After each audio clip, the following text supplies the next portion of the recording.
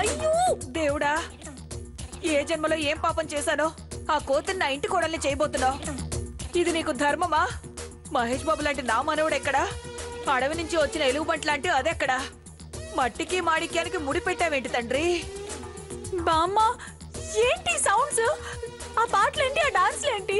ఇలా అయితే నా చదువు ఏం కావాలి? నా చదువు డిస్టర్బ్ అయిపోతుంది. ఊరుకోవే, ఇక్కడ జీవితాలే మట్టి కొట్టుకుపోతుంటే నువ్వు చదువు గురించి బాధపడతావేంటి? వాడు కర్మ అలా తగలబడింది. కరేబియాకి పోతే ఏ కరివేపాకు మొక్కో కొబ్బరి మొక్కో తెచ్చుకోవాలి కానీ వీడేంటే పూసల దాన్ని తెచ్చుకున్నాడు. అదే అర్థం కావట్లేదు. బంగారం లాంటి అప్పననేమో వద్దు అంటున్నాడు. తారు డబ్బాకి తలా చేతులు పెట్టినట్టున్న దీన్నేమో లవ్ చేస్తున్నా అంటున్నాడు. ఇదెక్కడ చోద్యమే? బామ్మా జ్యూస్. అదిగో ఆ పీసు మొహం దానికి జ్యూస్ కావాలట. ఉండు ఇచ్చొస్తాను. బామ్మ, నువ్వు ఇచ్చేస్తావా? లేదంటే పూసలు తిప్పుకుంటూ ఉలాలా ఉలాలా అంటూ కోతి గంతులేసుకుంటూ వస్తుంది. ఆ ఎస్ఏ సంగతి మర్చిపోయావా?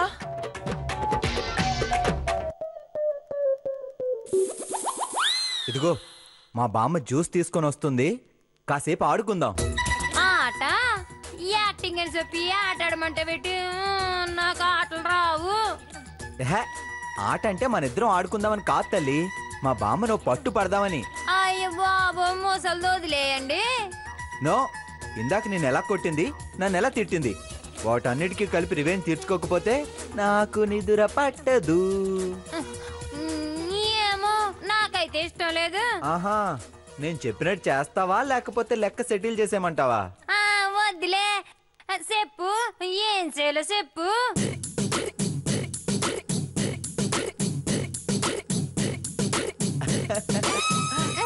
అలా ఏడ్పించాలి. సూపరే.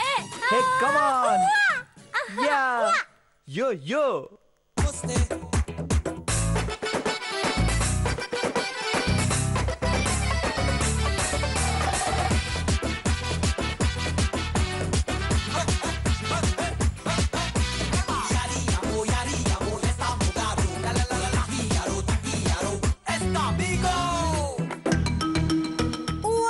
ఇదిగో జ్యూసు.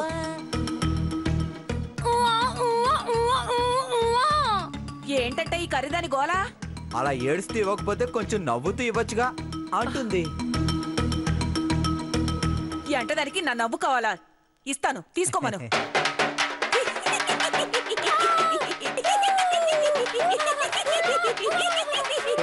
ఆపవే, ఆపు, ఆపవే నువ్వు.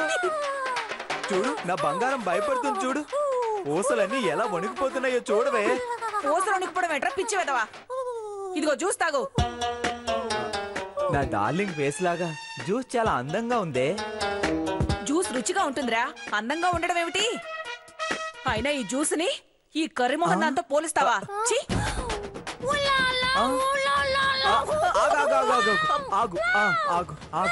ఆగు. నన్ను నన్ను కొట్టబోతుందా? ఎంతో ధైర్యం దీనికి. నువ్వు పేడ మొహం పిడక మొహం అంటే కొట్టదా? దానికి మన భాష రాదు కదరా.